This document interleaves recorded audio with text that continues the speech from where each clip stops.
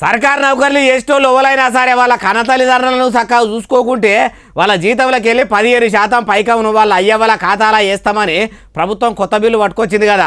అయితే ఇప్పుడు ఒక సర్కారు నౌకర్లు చేసేటోళ్ళకే కాదు ప్రైవేట్ నౌకర్లు చేసేటోళ్ళకు కూడా బిల్లు వర్తిస్తుందట.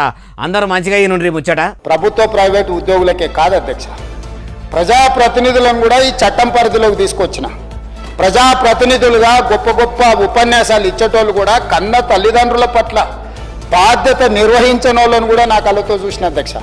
అందుకే ఈరోజు ఈ చట్టం ఇన్నరా సీఎం రేవంత్ సార్ ఏమంటుండో ఇంకా మస్తుగానే అన్నాడు. మొత్తం ముచ్చటి నుండి ప్రజాప్రతినిధులతో పాటు ప్రభుత్వ ఉద్యోగులతో పాటు ప్రైవేటు ఉద్యోగులతో పాటు ఎవరెవరికైతే తల్లిదండ్రులకు పిల్లలు ఉన్నారో పిల్లలు స్వార్థంతో కూడుకున్న ఆలోచనతోని తల్లిదండ్రులను నిర్లక్ష్యం చేసినరో ఆ పిల్లలకు గుణపాఠం చెప్పడానికే ఈ చట్టం తెచ్చినాం అధ్యక్ష. అయ్యా ముఖ్యమంత్రి యనమల రేవంత్ సారు ఇప్పుడు మీరు పట్టుకొచ్చిన చట్టంతోనే అయ్యవ్వను చక్కదనంగా చూస్తారని అనుకుంటురా? ఈనాడు ఈ చట్టం చేయడం ద్వారా కొంతైనా ఆ వృద్ధ తల్లిదండ్రుల కోసం మనం అండగా నిలబడ్డాము. ఇదొక భరోసా, విశ్వాసం. దీనివల్ల పూర్తిగా న్యాయం జరుగుతుందని నేను అనను, వివాదాలు సమసిపోతాయని కూడా నేను అనను.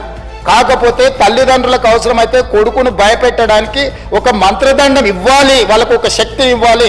నా చేతిలో ఈ చట్టం ఉంది.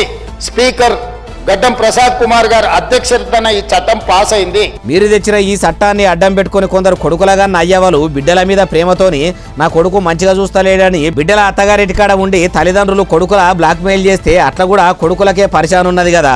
అసొంటి కూడా జరగకుండా చట్టంలో రూల్స్ పెడితే బాగుండు. ఇంకో ముచ్చట ఏంటంటే ఎంత మంచిగా చూసినా కొడుకులు కోడన్లు మంచిగా చూడరని కొందరు తల్లిదండ్రులు బజారుకు ఎక్కి బదనాం చేస్తారు. అసొంటోళ్ళ గురించి కూడా ఆలోచించి చట్టాన్ని బలువు చేస్తే బాగుండు అంటుర్రు ఈ ముచ్చటిన్నోళ్ళు.